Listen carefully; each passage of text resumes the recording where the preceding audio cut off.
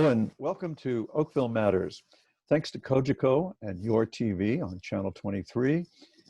This is the opportunity we have to talk about the things that matter most to Oakville. And today we're talking about the people that are being left out or left behind or harmed by COVID's impacts on poverty and other socioeconomic issues. We have Steve Rowe from Fair Share Food Bank, Gary O'Neill from the Kerr Street Mission, and Merriman from the Oakville Professional Firefighters Association. And each of them has a unique story to tell about their piece of helping as we deal with COVID and with the ongoing issues of poverty. Gary, let's start with you.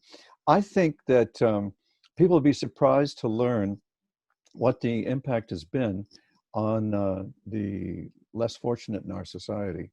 And you at Kerr Street Mission, you're kind of like, you're in the driver's seat, the crow's nest of this voyage. What do you see? Yeah, we certainly see firsthand the impact. So for the first couple of months of the pandemic, we didn't see a lot of changes in our numbers, but we saw a different mix of people coming. So a lot of our seniors weren't coming. There was others that we knew had health risks.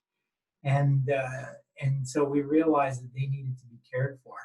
And we added a delivery service to our food bank. From the beginning of May until the end of September, we had over a 58% increase in use of our food bank. So we have certainly seen the need go up. We've seen the desperation go up. And but on the other side of that, we've also seen tremendous generosity from the community. And so we've been able to continue to serve those people. Now, Steve, I just saw a report from, I think they call themselves Food Ontario, talking about an upsurge and then a retrenchment, a fallback. What's been your experience? Have you seen a big increase, and then what's the picture at Fair Share?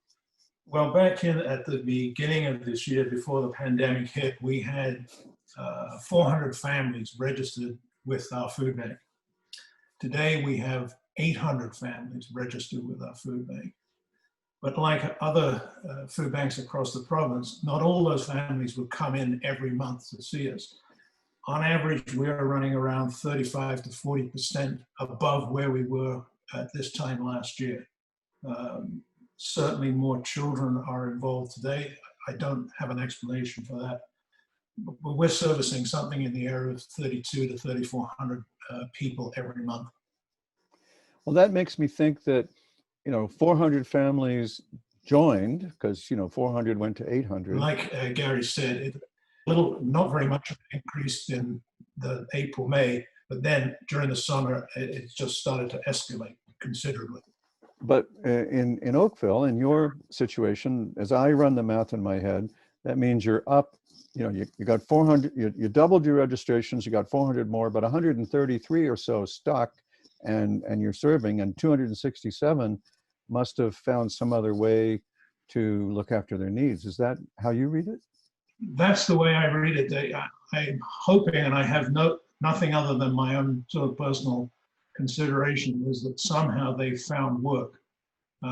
People don't want to come to a food bank. It's not something that they particularly enjoy. Although we treat them as humanely and as kindly as we possibly can, it is a blow to come there. And I know there's a lot of people that probably still should or could come, but don't because of the stigma. Now, Kurt, the toy drive that you and the other members of your association have been doing, you've been doing that for so long that I forgot when you started, but I think it's before I even moved here, and I moved here 26 years ago. So that's going back probably before you, well, let's see, look at the age of you. That's probably before you got out of school. Yeah, so what's the load that you had before COVID? How many kids would you help each year? Sure. Well, just to give you just a little backstory on it, our toy drive started pretty humbly in 1992 when one of our firefighters, whose father was a captain with the Ottawa Fire Department, he got on with Oakville, and based on the Ottawa Fire Department's toy drive, he thought they might be able to do something similar. So he reached out to the Children's Aid Society and obtained a small list, went around, took up a collection with the firefighters, and supported a couple of families through Children's Aid Society. So from there, we've kind of increased through the years, taken on some more agencies, and each year we serve a few more, and we try and do our best to fill in the gaps.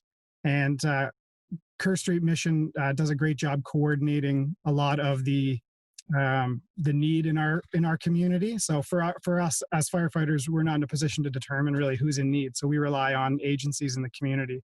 So we support last year we supported 17 different charities and community support agencies. And we provided gifts to just over 4,500 children last year.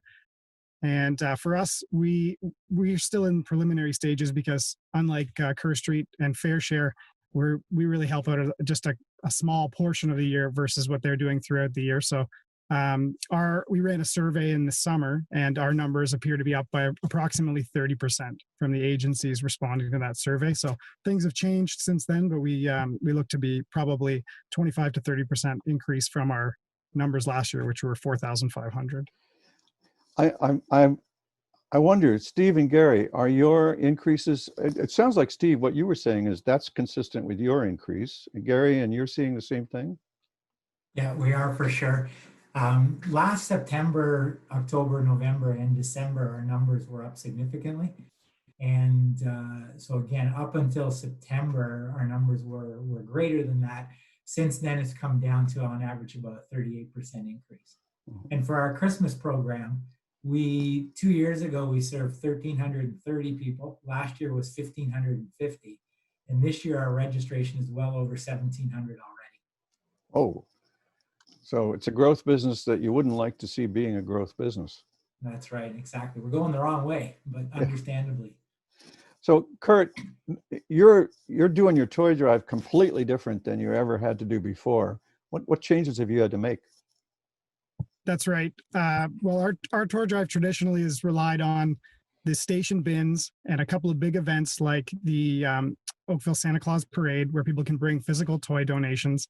And then we rely really heavily on local sports teams, organizations, corporate holiday parties, where a lot of these different groups will come together to fill in the gaps and buy items for the different charities and the children that we're supporting. This year with COVID, the fire stations are closed to the public. As we all know, the Santa Claus Parade was moved online, and we're just seeing a lot of difficulty in accepting those physical donations to the same degree.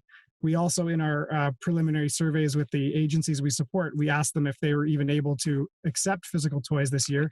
And we're running about 50% of the organizations that, because of their staff working from home or the distribution method that they tend to use, it's a lot of times it's the store method, or it's a community drop-in where the parent or guardian might be obtaining legal counseling, and there's a drop-in night, and they can get something for the child that they're supporting. So all of those methods are out the window this year. So we've had to kind of change our operations. The town's been amazing in providing some safer spaces for donation drop-off. So we're utilizing libraries and community centers because they just have a better entryway, basically. So there's more room. There's usually contactless doors. So we've moved our bins from the stations. This is for both the food drive and the toy drive. We've moved them to all the libraries and community centers because it allows for more of a contactless donation.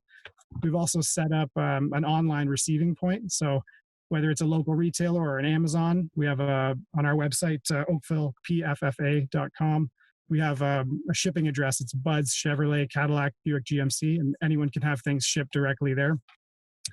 But our biggest pushes are to ask people to consider gift cards or e-transfer. So totally contactless, and it also allows us to provide that aid to the agencies we support in a contactless method, because a lot of their methods are changed, and they can't do the physical distribution and the sorting. And I guess the sorting is the other big picture. As you know from the past, you've participated. We do a couple of big sorting days at the Fire Station 3, which has the largest apparatus floor. So we set up the tables, we sort everything, and we generally, we'll have 50 or 60 people there sorting. So those events are not going to be able to happen this year. So the move to having a lot of donors move to gift cards or e-transfer allows us to avoid a lot of that sorting work, both for us and the charities that we support.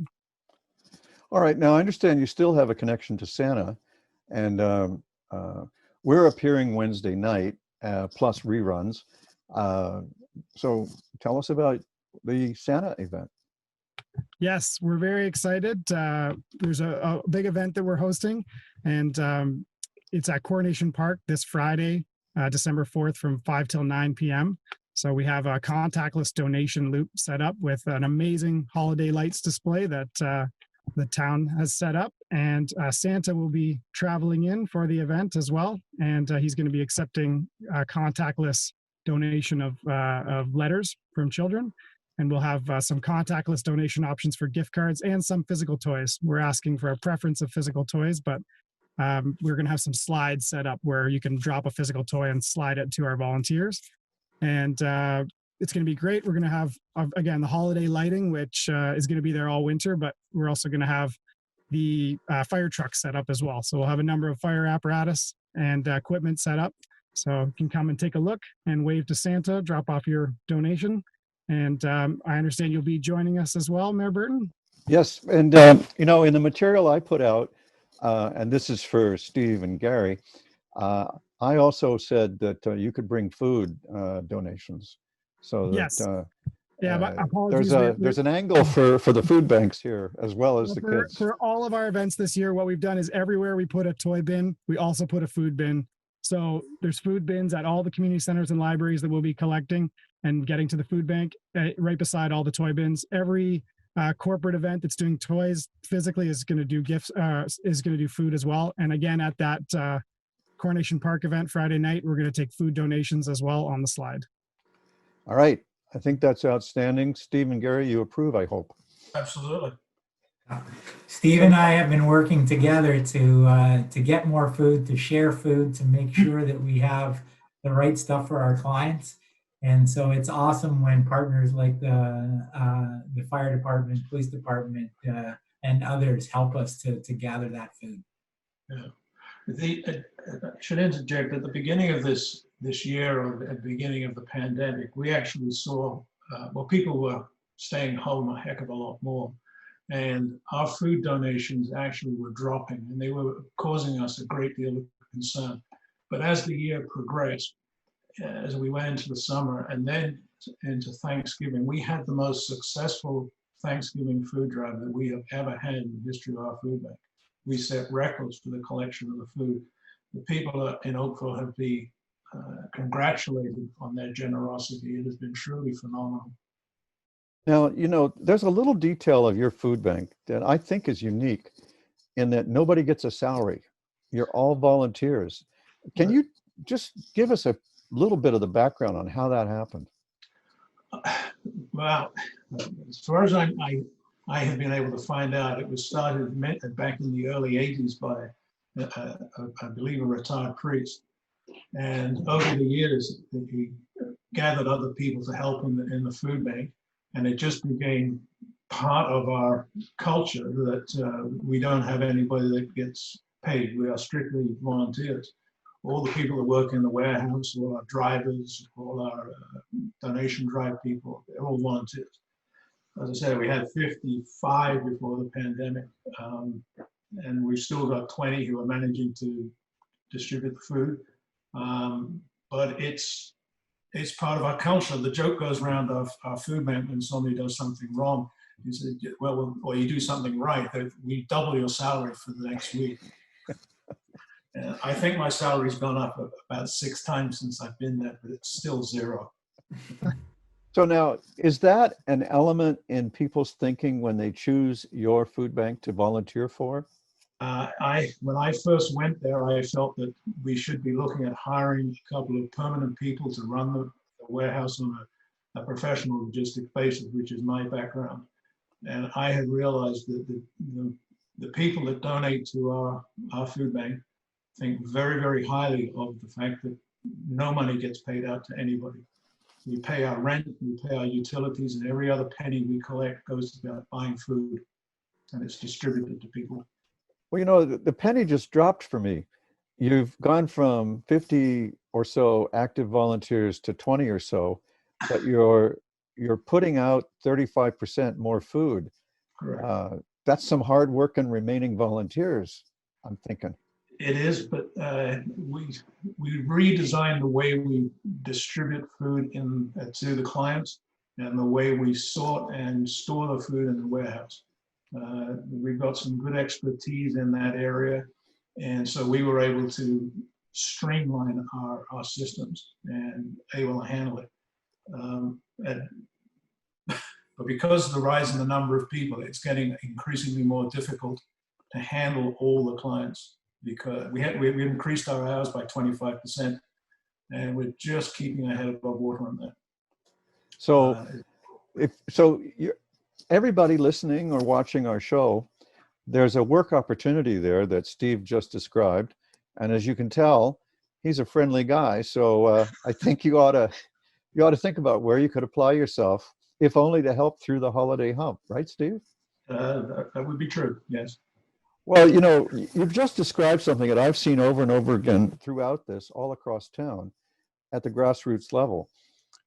In adversity, the town keeps moving forward. Our citizens and our groups keep moving forward. Our town's motto, Avance, means keep moving forward. And so I would have to say that the folks that chose pretty well back in the 60s when having a motto was the thing to do.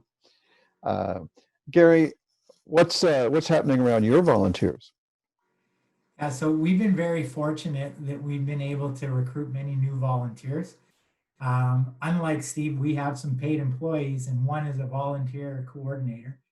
And because of the increased numbers of people coming, we've actually changed our hours. So the food bank is open 8 times during the week for a period of 1.5 to 2 hours. And we've got volunteers manning all of those times to make sure that people don't have to wait too long, restocking shelves to make sure everything's available. The other thing we're doing is we're leveraging our staff to help other agencies. So Steve and I have talked about using our food procurement person to order food for them.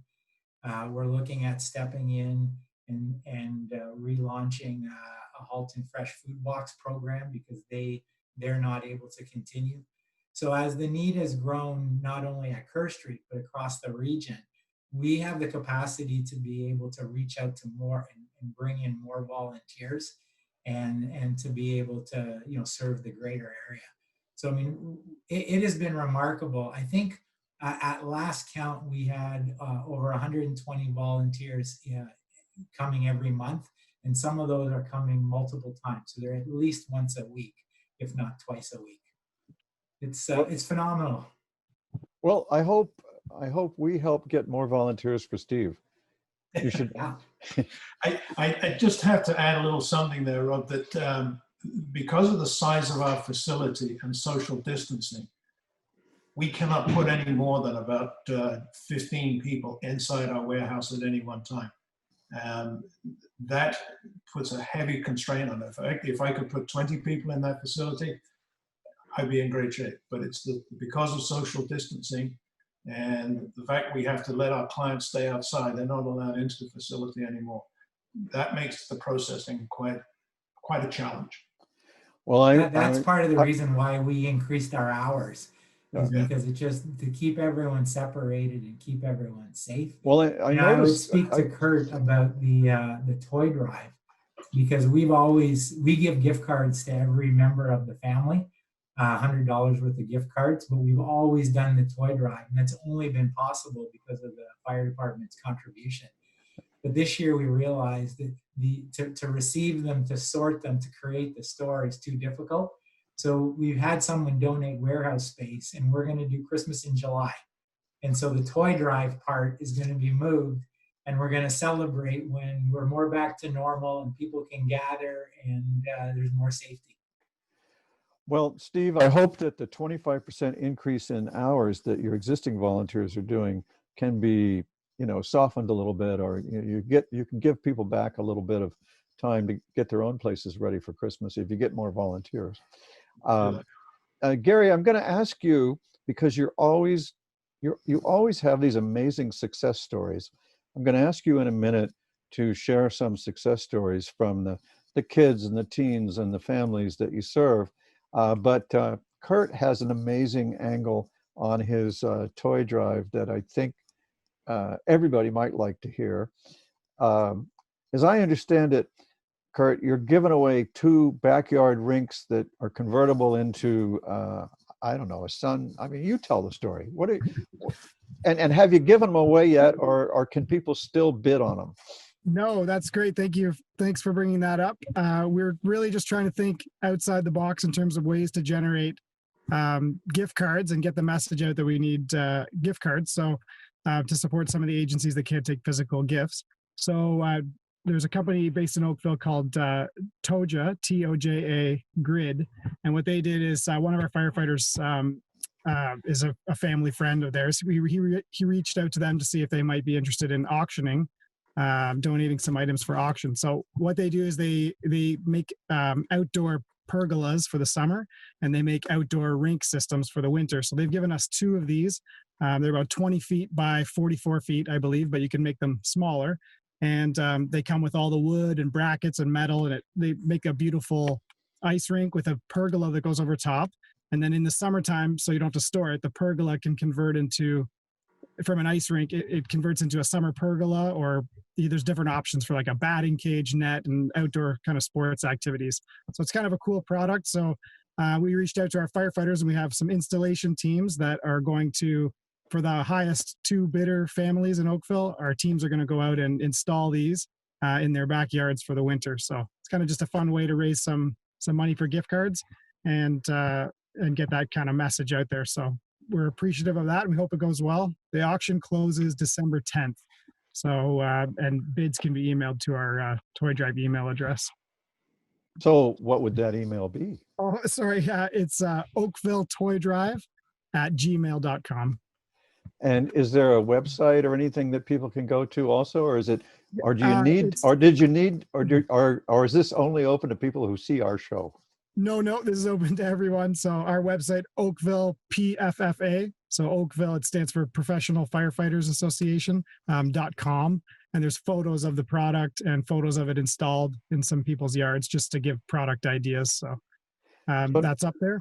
So we got to give people some hints about how high to bid. And Okay. we ought to do more than just say as much as possible. Okay. Well, the units retail for around $3,000.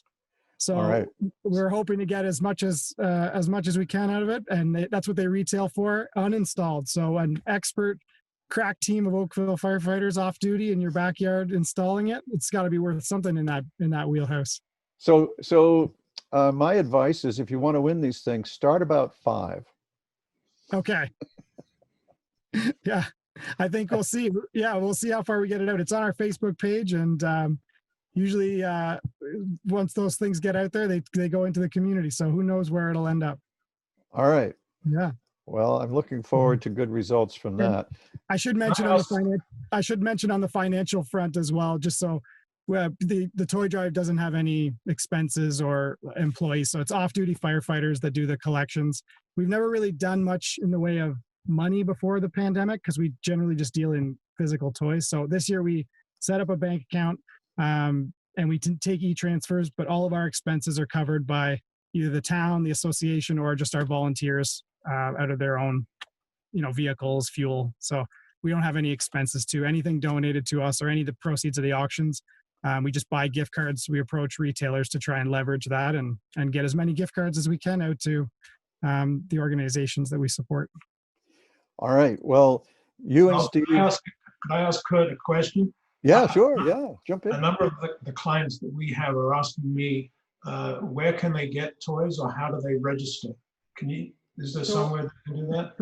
For all of your clients at Fair Share, their toys are distributed through Salvation Army.